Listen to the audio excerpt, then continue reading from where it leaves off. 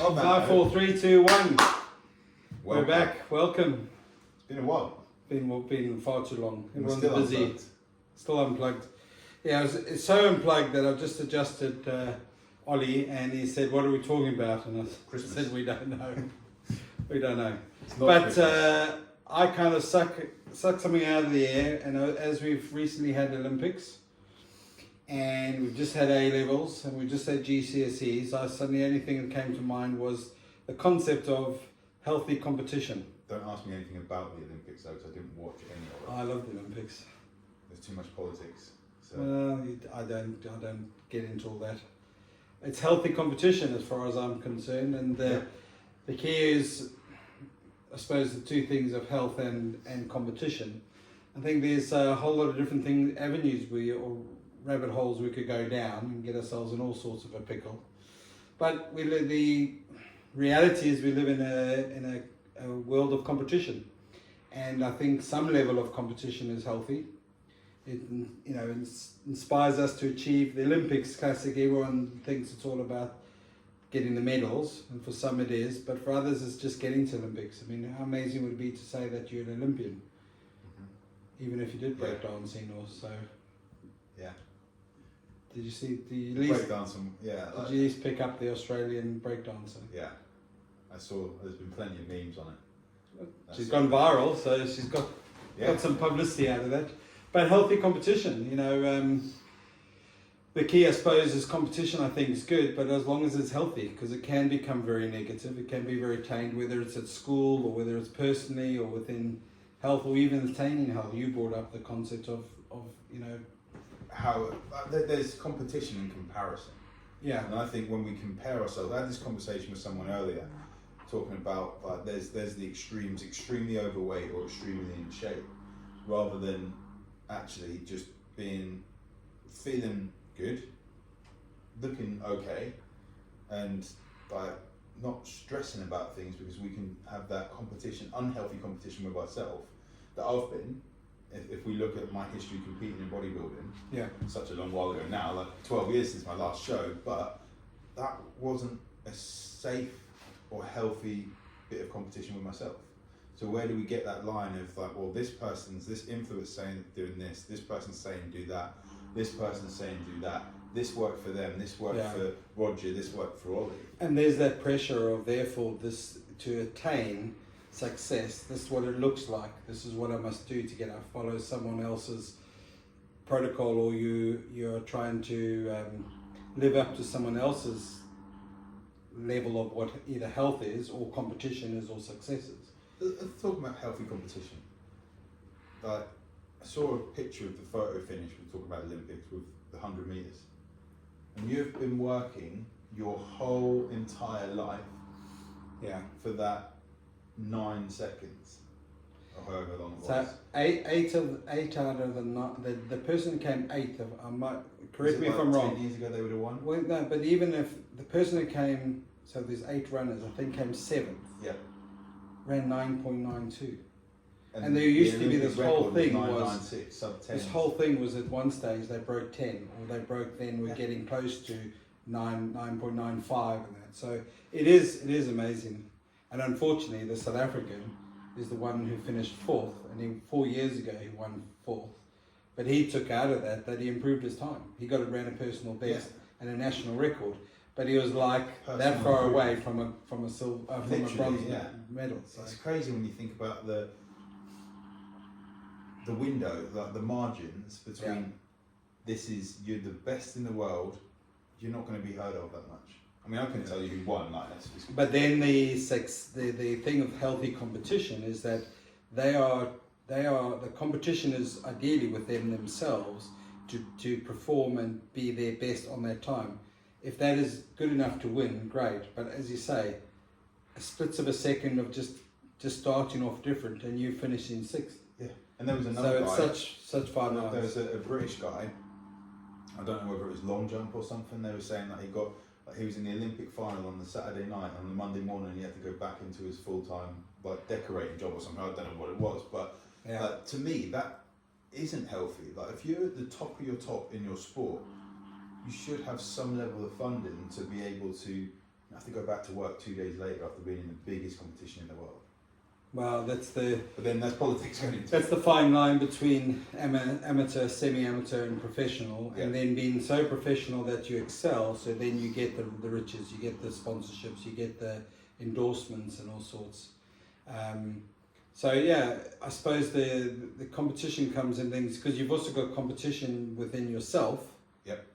So some people are successful, they get in the medals, they've got the money, the accolades. How do you define success? But then from the outside, Yeah. but from either a mental health perspective, it's not healthy because they are pushing themselves, or they are, they see themselves still lacking, or there's a guilt element to that. So it's a very interesting thing of what is healthy competition, in whatever aspects of life. Because let's face it, at the end of the day, you then face that in the workplace, you face that in business, or it doesn't have to only be sport. No. But I think competition is good because it encourages us to strive better, or part of competition also is actually failing. So you look at within health, it seems like, the desire is to improve energy, or so to follow this formula.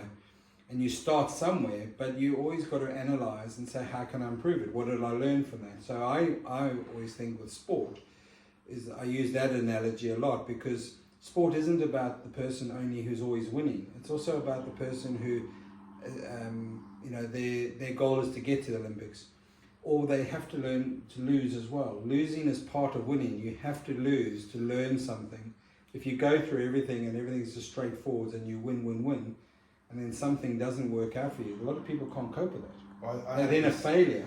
Yeah. Whereas you can't be a failure unless you interpret, therefore I didn't learn anything from it, or part of in sport is dusting yourself off and going, right, what did I learn from that? How can I come back fitter, stronger, or better? You have to fail to win, and competition is the platform of which you learn winning and losing.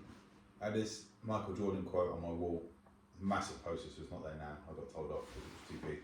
But it was. Well, he's a big guy. Well, yeah, it's bigger than me. It's not up there, but it was. I've missed however many shots in my career. I've been given the final, the buzzer shot, however many times I missed. So and so I've failed because, and that is why I succeed. That's the greatest basketball player of all time. There's a quote on Facebook of Roger Federer giving a talk, and he was saying that the amount of times that he's won points, he's only won like 52% of his points, but it's winning the right ones at the right point. So in many ways, you could see in his amazing career, he failed 48% of the time. Yeah. So that what struck me of going like, wow. There's a sports psychologist, Bob Rotella, who's American sports psychologist, but he is seen as the big cheese as far as in golf. But he had most of his sports success initially in basketball, and so his big book with golf is not a game of success. It's about minimizing the misses. But one of the things he talks about, I don't know the name, and it's not relevant for the name, but he says there was a coach who kept, for what's it when basketball that they have the free throws. Yeah. This guy kept missing, and he kept saying, keep putting him in. And they were like, but he keeps missing. We don't want to ruin his confidence. I said, you'll ruin his confidence by taking him out. Yeah. But his success rate is so high that any moment he will slot one, and that's what happened. So he said, part of being having such high expectations is that when you then fail, if you then focus on that, it throws everything off. Yeah. So that's, I think, the key is healthy competition. And we see that, don't we, a lot within healthcare. People tend to think, I read this article, or I'm doing this, so I'm following this protocol, and then it doesn't work. And then they either feel guilt, or they say they're not doing something wrong, or they just go, you know what, I just got to go harder. I've got to just do more. And it's like, well, hang on. You've got to also the healthy element of that is to understand. Let's break it down. Why might that not be working for you? Is it right for you? Everyone's different. So I think one of the biggest failures that I've seen in healthcare, is not sticking with the plan long enough. People change it, and that's that old, you see that miner digging for gold or whatever, and it's that far away and he's just turned back. If it had literally just carried on going, and I see it so many times in health, is that people go from protocol to protocol, or workout to a different workout, to diet, when actually if there was some consistency and belief, because we have to have belief, and we look at healthy competition with ourselves, we've got to believe we can do it. But actually, our body didn't get to where it is now overnight. No, we use that a lot with chiropractic, especially if there's some degenerative changes, and say, listen, how long has this problem been going on? How long has your body been used to this? How long do you think, without knowing anything, how long do you think it could take? Days, weeks, months, or years? And a lot of people are like, well, a couple of weeks I'd like to see. It's like, years. I'd love it to be the case. Yeah. I'd love it to be you take these 3-4 supplements and you're back to how you were when you were 21. But our bodies, they've adapted over time. And so many times people are changing things that they don't need to change, and there's going to be times when you go a little bit backwards because there's stresses that have been thrown on the body that we aren't used to, we aren't aware of, they've thrown a curveball. And so we think the protocol hasn't worked, but actually it's this external stressor that our body just isn't ready for. So if we can just push through on what was working, eventually we get there. And also the analogy going back to the concept of healthy competition, I suppose also is actually realizing the body is trying to compete against environmental toxins, daily stresses, all these things that it's not really designed or evolutionary programmed to do. It's trying to compete against these things to be as healthy. Your body is always trying to be as healthy as it possibly can. It's not even with this argument of autoimmune and explained of the body's attacking itself. It's not programmed to be self-destructive. No, it's always trying to be as healthy as it possibly can. So in many ways, the body is naturally designed for healthy competition. It's always trying to be healthy against the competition. So it's actually amazing when you do stop it of what we throw at our systems. And also remember how effective and how actually robust they are. Yeah, perfect today is different to perfect tomorrow.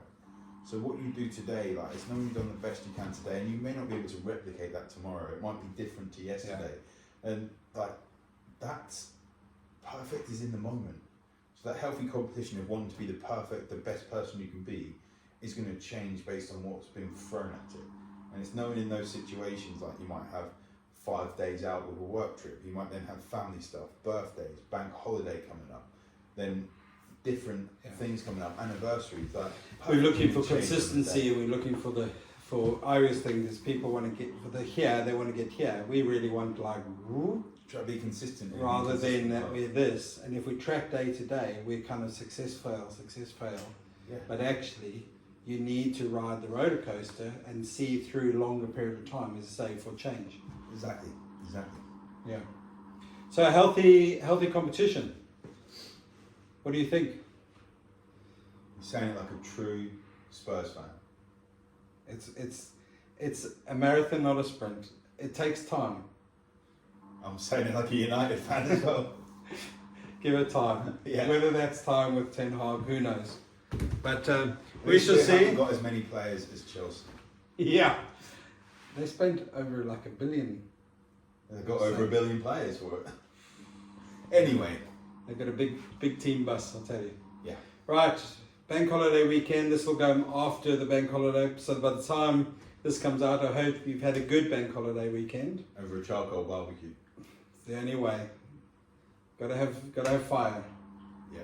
Oh, there's plenty of fire. Right, all the best. Catch up with you soon. Take See you care. then.